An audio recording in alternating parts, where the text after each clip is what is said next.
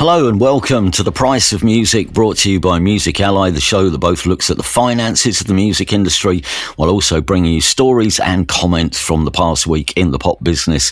He's Stuart Dredge, I'm Steve Lamack. If you want an easy guide to what's going on in the music industry and how it all works, then here we are this week. One or two AI stories, of course, but ones which we'll be approaching from slightly different angles.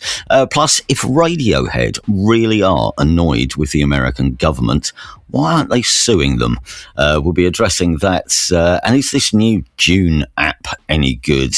We have a question about that we'll get to in a bit. But to start, as always, here's a big number you can quote to people this week. Stuart, give us your stat of the week. What is it this week? My stat of the week. Okay, this is 162 million. And this is how many Instagram views this year's Brit Awards got. All right.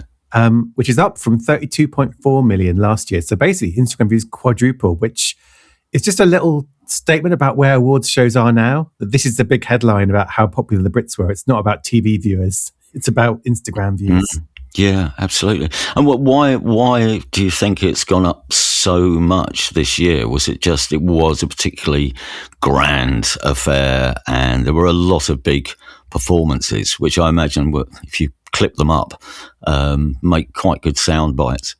I think that's it. I mean, the people behind the Brit Awards are putting a lot of effort into socials nowadays, clipping everything up. They got a big deal with Meta, which owns Instagram as well as Facebook and WhatsApp. So they had a red carpet live stream on Instagram before, which would have pushed things up. They had, I think you could vote for the songs of the year in WhatsApp. Like right. Kind of these partnerships they have are quite common. Okay. So it just, and the press release about how popular they were goes paragraph on Instagram, paragraph on Facebook Reels, paragraph on YouTube views, paragraph on TikTok views, paragraph on ITVX on-demand streams, and then, and by the way, viewers on TV, which, but that's how things are now. I think, when we move, well, I don't know if it's glory days of the Brits, when it would be like how many people watched on TV and how many tabloid headlines were made by bad behaviour. Yeah. Nowadays, it's all about the socials. Okay, three of the more interesting talking points of the week. The first one, as mentioned, it's Radiohead and Kesha are the latest artists who are furious that their music has been used in social media posts by the US government. But can they do anything about it? Because this comes up quite often, doesn't it? Artists who don't want their music used by political figures or regimes. But apart from sending them a cease and desist letter, is there anything really they can do? Well, not much other than go on socials and say how much you're cross about it. And it's true. This has been a thing happening increasingly in the US, and it seems to be a strategy in the US, doesn't it? I think that the White House or the different bits of the administration, they'll put a social post out and they'll put someone's music on it that they know is going to be annoyed. So they've done it with Olivia Rodrigo, with Sabrina Carpenter. I mean, Radiohead, obviously, if it was any band less keen on having their music featured in the White House post. So yeah, they used Let Down, which is obviously a massive song on socials, which is a sign of the times equally in itself. On a montage of, and I quote this, criminal, illegal, alien violence. So one of their kind of posts about how terrible immigrants are and how they're committing loads of crime in the US. And then it was used. I think it was like a choral version. So it wasn't Radiohead's version. It was a choral cover of it. But it sparked this really, really fun statement from the band, who essentially said, "We demand that the amateurs in control of the ICE social media account," so ICE is the immigration agency there, "take it down. It ain't funny. This song means a lot to us and other people, and you don't get to appropriate it without a fight. Also, go fuck yourselves, Radiohead." And Kesha had a similar thing. Her song was used in a post to do a war-related post. And she said that this is disgusting and inhumane. It's not what music is about. And it just goes on and on. Like this has kind of become a strategy in that they put these songs in posts, the artists complain, everyone talks about it, and it gets more headlines, and the original post gets seen more. So in one sense, the artists are kind of playing into the hands of the people posting the post because they're giving them the publicity they want. On the other hand, I mean, there isn't much you can do. I mean, there's been no lawsuits in the US from an artist saying the White House used my song in a post on socials without my permission. There have been lawsuits for brands. So like, for example, fitness companies have used songs from major labels in their socials. And the labels have sued them and said, you haven't got a license for that. You need to come and get a sync license. But no one seems to know how this would go if you sued the actual government, the president himself. And also, there's the risk of actually, do you want to be in a legal battle with a very litigious man who might come back and sue you for $10 billion?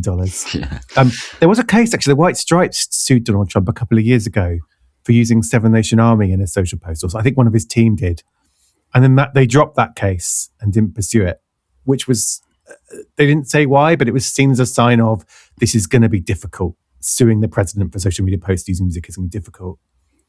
So really, it's, you say how you protest and you let your fans know we're not on board with this, we don't like it. But other than that, no one really is going to court. Do they get paid for the use? Are the US government covered by any sort of licensing agreement, or can you recoup any royalties, or does it come through the royalties you get from the social media?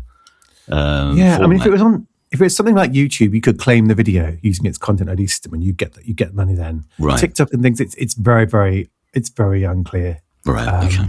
So I don't think Radiohead are making money from this. But one of the reasons I think you protest as an artist is because you don't want people to think you are. You think you're comfortable with that. So in a way, although protesting brings the original video more attention, I can understand why artists want to do it, because they want to make it very, very clear we're not. Yeah. This is not done with any permission.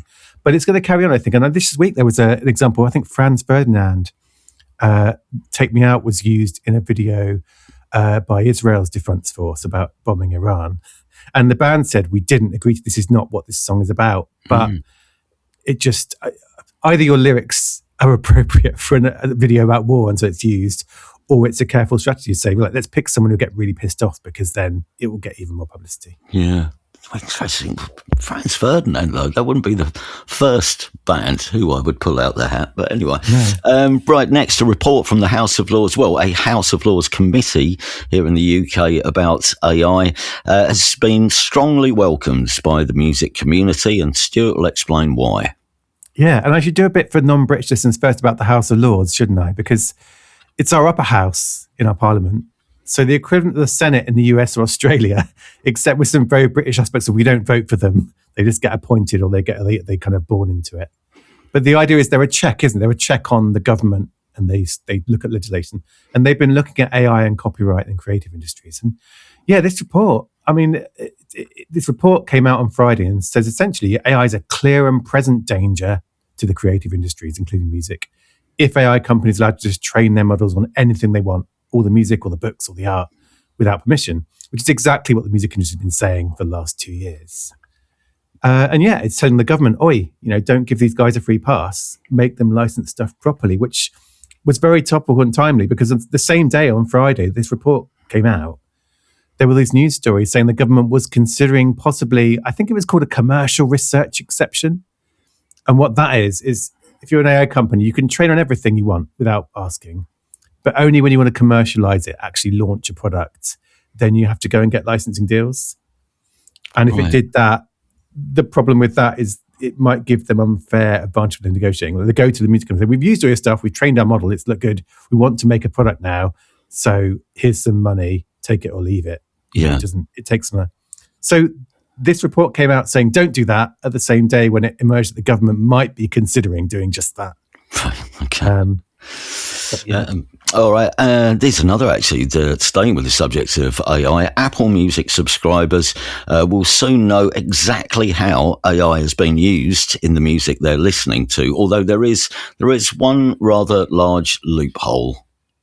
Yeah, there is. But this is interesting. So, we've talked about the idea of people want to know if they're listening to AI music or not. And they get a bit upset. So this is these new things called transparency tags. So if you're uploading music to Apple Music, so it's not an artist level, it'd be a label or distributor. But if you're putting your music out through a distributor as an artist, you would have to give them these tags. And it's 4 tags. One is artwork. So if you've used AI to make your cover art. Another one is track, if you've made the music using AI. Yeah. Another is composition, which is kind of the lyrics and the actual song itself. And then music video, if your music video is using AI. So if you have used a material portion of AI, which is one of the loopholes, because that's quite a vague definition. Yeah. If a material portion, you have to say, and the idea being then is that those tags could be shown. So as an Apple Music user, you might see a tag saying this song used AI for its track. But it could also be used by Apple if they want to treat AI music differently. So if they wanted to give lower royalties or, not promote it. But yeah, the loophole essentially is that the person uploading music has to decide whether to use these tags. Like, in a way, it's saying you should use these. And if they go, well, okay, but I'm not putting it on because I don't want to. We don't quite know yet what Apple will do if it detects that you're sort of trying to pretend not. But I think it's good. I mean, I think it's one of the lowest bar here is that people should know what they're listening to, and then they can make their own decisions. And Apple's doing this. Spotify's got its own plans to have tags. Deezer tags AI music. Mm-hmm. Like, this is, I think in the next year we'll see some kind of system on every streaming service where you should know if something has been using AI. The difficulty, though, if you're an artist, if you're using AI, for example, say you're using AI to like mix your song or master it, which is one of the use. Do you say that here, and then people think your track has been made by an AI when it's been made by you? So there's all kinds of little blurry bits around the edge that artists might worry if they haven't been using AI to make the whole track, do they get tarred with that brush? So there are a few things to work out. Okay. Any other business? Actually, let's start with something from the Price of Music inbox. This came in from Karen Ashton, who's been in touch, asking about the new Dune app. Well, I think it's newish. Dune, that's Dune, it's where fans can buy stakes in an artist's work. Karen says, I'd be really interested to know what you think about the app, how much it will help artists, which artists it will appeal to, and how it all works. Thank you very much, Karen, for this, because it wasn't something I was aware of. So I downloaded the thing. I went and had a look at it. I mean, I've got quite a lot of questions for you now, Stuart, given that I don't really understand how it works. So you should explain sort of what it is, what it does, what it's there for. Yeah, sure. So it was announced in November, I think, last year when they raised some money. And yeah, it's kind of, in a way, it's treating artists as if they were like public companies that you can buy shares in. So the way it would work is, as an artist, you go on there and you do a sale. So you'd say, I'm selling, 100 shares in myself. And you buy a share and then you own it as a fan. And then you can sell it if you want to. And the price will go up and down based on that artist's streaming stats. So if the artist is doing well on streaming, the price of the share goes up. If it's not doing so well, it goes down again. And so it's two things really. It's kind of a stock market for artists in that sense. They have to be in on it. So it's not like Taylor Swift is in there. An artist has to sign up and say, I want to be part of this. Yeah. So it's mainly independent artists, like BC Camplight is one, The Hun are another. I think artists keep 70% of the money from their initial sale. So if they put 100 shares on sale for $5, they keep 70% of the sale. Yeah. So they get some money. And as an owner of a share, you can get benefits, and the artist can choose to give you stuff like exclusive videos or giveaway prizes or VIP meet and greets, ticket pre-sales, merch discounts. So the idea is, by owning a share, you're not just hoping to get rich if it goes up. It's more like you're getting these perks of being a fan of the band.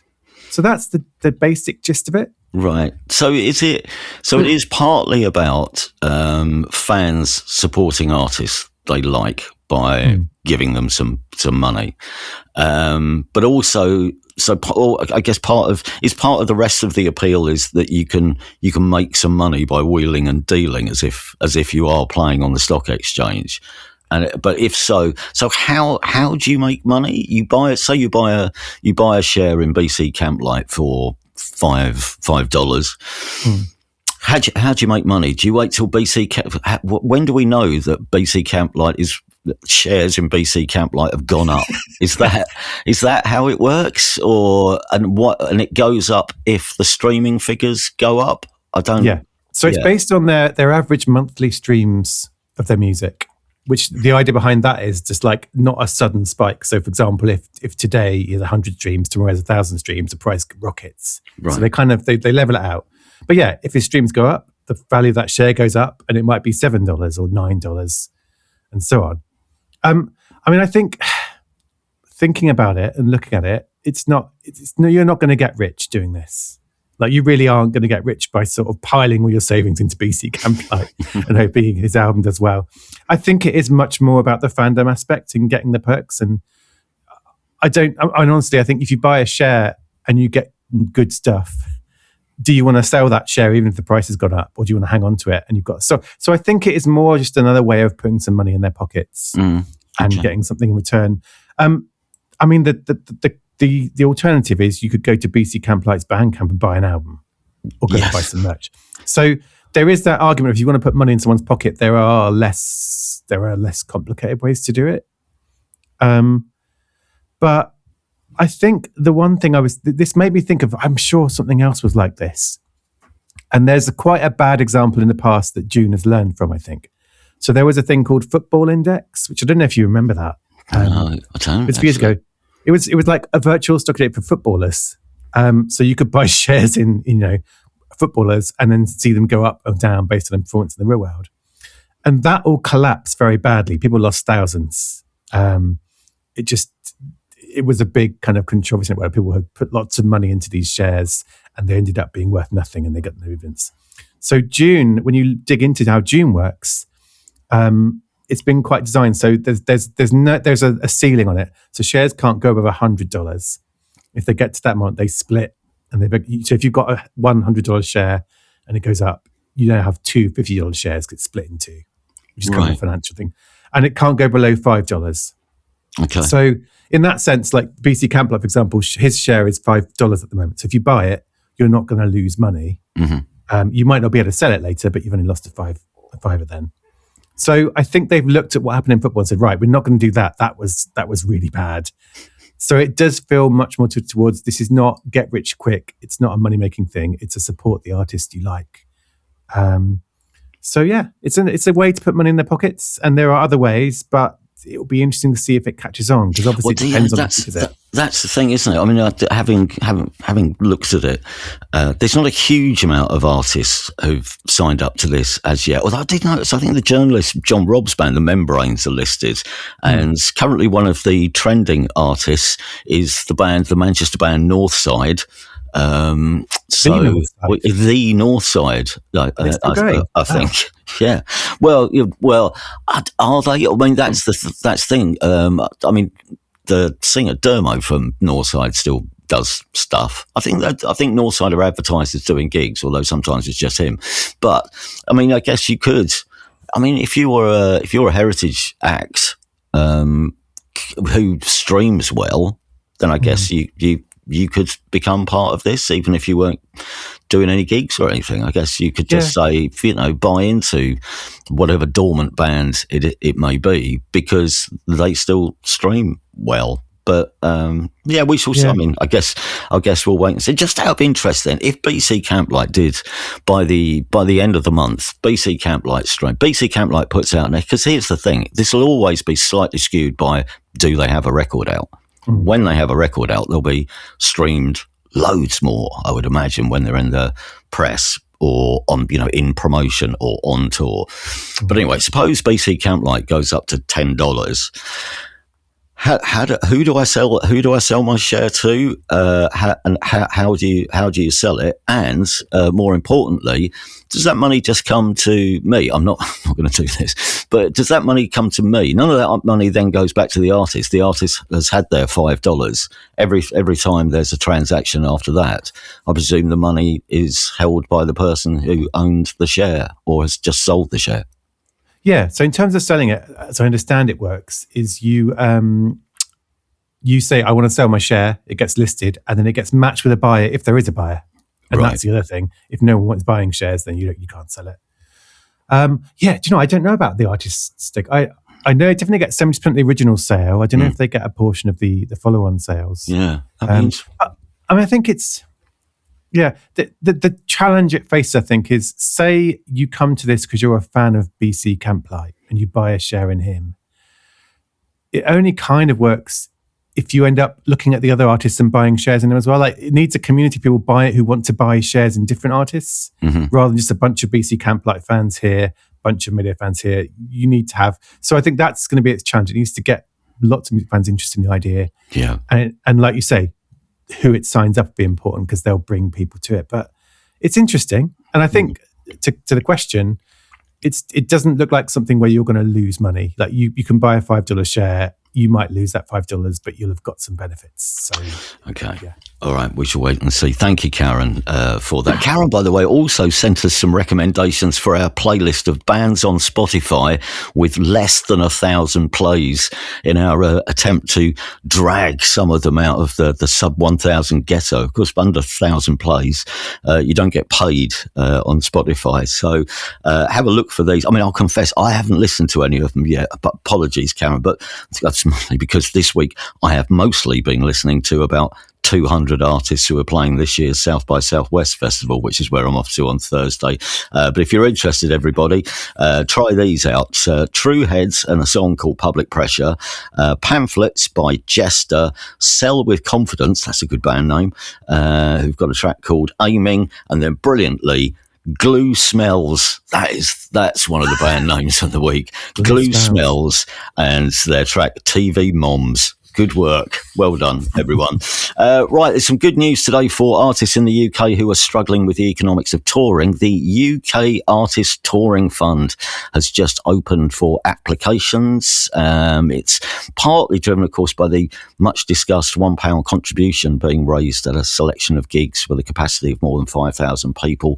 £1 a ticket then goes to the new Live Trust. The Live Trust, which, as we reported, made its first payout recently, something like £500,000 to various grassroots organisations. Some of that money, that first payout, went to UCAT. You should explain for a start who UCAT are, who's a part of this, and what are they going to do with the money?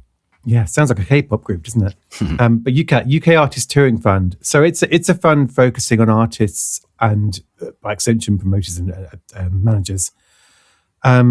And it's overseen, I think, by three: the Featured Artists Coalition, the MMF, the Managers Body, and the Musicians Union. Mm-hmm. So three people who know their onions when it comes to sort of supporting artists and musicians. And yeah, they got 125 grand. And so I thought it was interesting because they've announced the details of how they're going to split it up.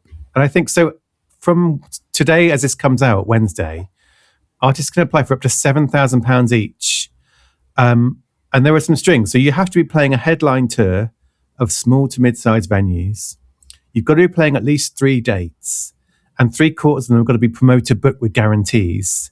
Not so. So I suddenly thought that's avoiding a loophole, isn't it? Where you could just book a bunch of village halls and say you're playing gigs there and claim some money, and doesn't matter. Yeah. So they've kind of seen that coming and gone, right. Well, so you have to be proper gigs, headline gigs, and I think the key thing, and this is something I hadn't thought about as well, is it's not about paying for the tours, is it? It's not about paying all the costs for your tour.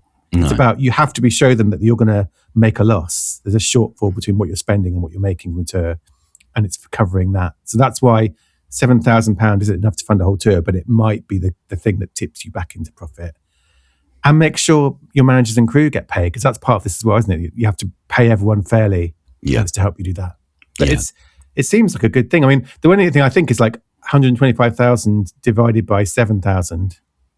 It's going to be limited. Like, there's a certain amount of artists that can help, but I suspect they'll be over applied, won't they? But yeah, I mean, it's more. FAC have their own funds where they've been helping artists go out on tour. So this is much more money than has previously been available for this. But I think it'll be interesting as a first, because I think when you launch something like this, as you say, they've already spotted some loopholes. But you've got to work out how do we best help artists to get out on tour. And I think as this will be a real learning curve. A lot of things around the Live Trust and some of the organisations who are receiving money, everything is a sort of learning curve as we work out what's the best way to support the grassroots economy and everyone who is part of it. So I think it's as an initial funding, I think it will give them a lot of experience. I think, because also just imagine how many artists will probably be in touch with them. So someone needs to go through all the applications for a start.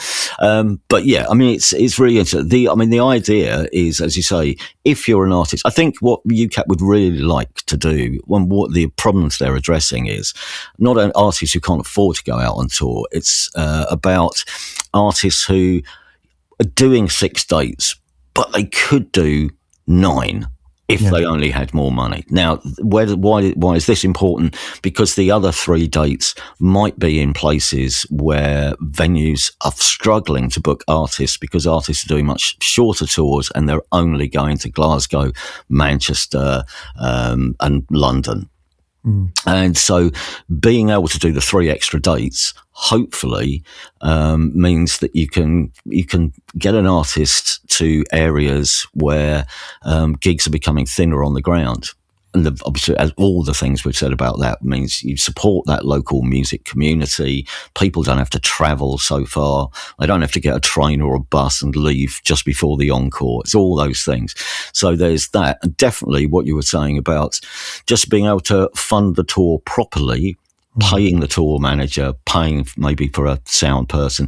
So, because what their argument is, particularly the FAC, I think, is, artists want to do the very best. They want to do the very best show, the very best gig they can do, and they're having to cut corners because they don't have the money, which means they can't take, even if it's, a solo artist with a couple of really hot session players, right? You can't afford the session people, the session musicians. Or you can take 3 of the bands, not 5 of the bands. It's being able to, and I guess, this is what the $7,000 is for. Do it really well.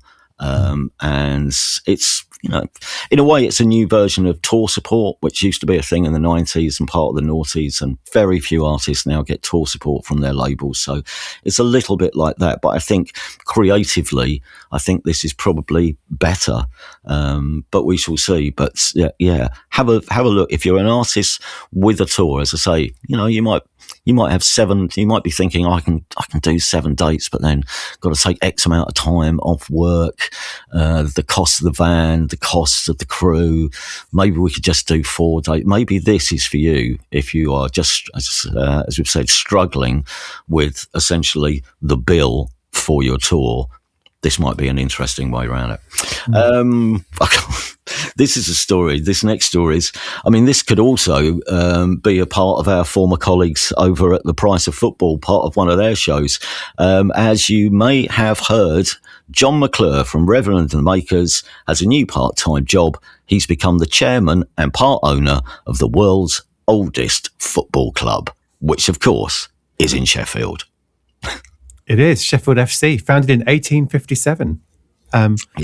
We play in the 9th tier of England's football pyramid, which, for in a reference that will appeal to everyone, that's two rungs below Bishop Stortford, I think. It's a Northern Premier League. But yeah, I didn't realise. So I was reading. You actually interviewed him, didn't you, this week? But he tried to buy them before, I think, a few years ago, and it didn't work. Yeah, it turns out I didn't realise that when he first said when he first sent us a WhatsApp about it, I mistakenly thought he was going to attempt to buy Sheffield Wednesday, who are looking for new owners at the moment. But yeah, Sheffield FC, oldest football club in the world. He talked very passionately about this. That for one thing, he said, we're just not very good in Sheffield of actually telling people about the stuff we've done. He said, Manchester are great at self-publicity. Sheffield, rubbish. And he said, we got the oldest football club in the world, and we never really sing out loud about it. They don't even play in Sheffield, do they? And that's one of the things is they want to bring it back to Sheffield. Yeah, exactly that. But I do worry a bit, though, because he seems like a real good egg. You know him much better than I do. But he seems like a good egg. But if there's one way more guaranteed to lose you money than going on tour as a band, it's running a football club. So I hope he's got good backing around him, so he's not going to be... I think there is some money in the rest of the consortium. And I imagine John is the front. Well, there's also Dave Bianchi. David Bianchi, the manager, John's manager, is a very well-known manager. He's part of this as well. So, yeah, we'll wait and see. I did say to him, what's the first thing what's your job entail? Are you going to get a big coat? You need a big chairman's coat, don't you? You need a chairman's coat and an Arthur Daly car, and then you're set to be a football chairman. I want to see him hanging out of a window on transfer deadline day. That's one of the manager's job, isn't it? But maybe he could do that. And finally, who knew? 2 football stories in a week as we bring you this news that the latest entry to the pantheon of professional interviewers of musicians is a footballer. but actually a footballer doesn't play in step 9. Who's the footballer and what are they doing? Yeah, it's Arsenal's Bukayo Saka, who is part of The Arsenal, which is a brand new Wizzy app that is the home for Arsenal's sort of hashtag content, we'll describe it. So this kind of comes back to the beginning of this show, isn't it? Like everything in football is so much about Instagram and social numbers nowadays. Like new signing videos are kind of either movie epics or like really painstaking comedy skits.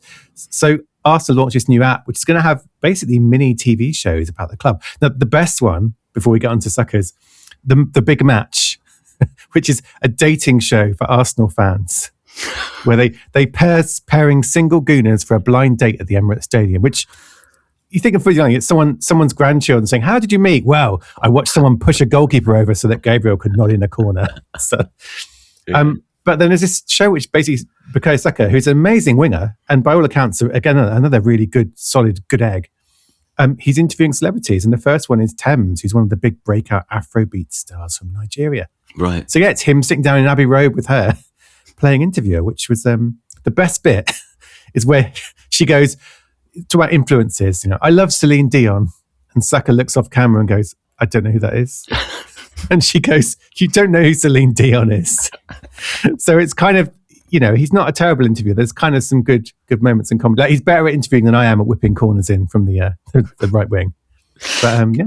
Colchester United now do a match day mix where one of the players each game chooses 5 songs which they listen to on a match day or they think would be good pre-match music. And imagine how much I was swearing at my phone the other week when one of our players, who I won't name, but one of our players in this list, and it's all pretty much, it's obviously mostly dance music, R&B, bit of soul, the odd Afrobeat track, and in the middle of all this, one of our players said, "Yeah, Fleetwood Mac," and I went, no. Do you think they're going to troll you one by one now every week? Yeah. I think so. That's it for this week. Thank you very much for listening. If you are enjoying the show, please do spread the word. You can also support us via Patreon. If you sign up to be a super fan, you can also join us for our weekly lock-in. That's the bit where some of you get to stay behind after hours. This week, during the lock-in at the bar, we will be discussing, what are we doing this week? Eurovision, I think. Some more on South by Southwest, bit more AI stuff, and also the play that's been written about the Battle of Britpop. You can gain access to that by becoming a super fan of the show at patreon.com/thepriceofmusic. Alternatively, if you simply like to get in touch with us, like Karen did, send us an email, anything you don't understand, if you're looking for opinions or advice, if you're a musician who's trying to navigate their way through the music industry and you think we might be able to help you out or point you in the right direction, please do get in touch. It's the Price of Music podcast at gmail.com. Stu will be flying solo next week while I'm flying back from South by Southwest. Actually, you're not flying solo. You're talking to somebody next week. Yeah, I'm actually talking to an actual band, which is kind of the two of us, the least qualified. But yeah, we're talking to Picture Parlour, who are a really interesting band who have got a lot to say about kind of the challenges of touring, trying to making ends meet. What we've been talking about this week. Yeah. They've been one of the artists working with the featured article to highlight these issues, and they're going to come on and tell us about what they're doing, and also about the touring fund that we've been talking about today. We're going to have David on, the Fact Boss, with them. So it's going to be an interesting show, I think. Excellent. That'll be in a week's time. Till then, take care, everybody. Cheerio. Goodbye.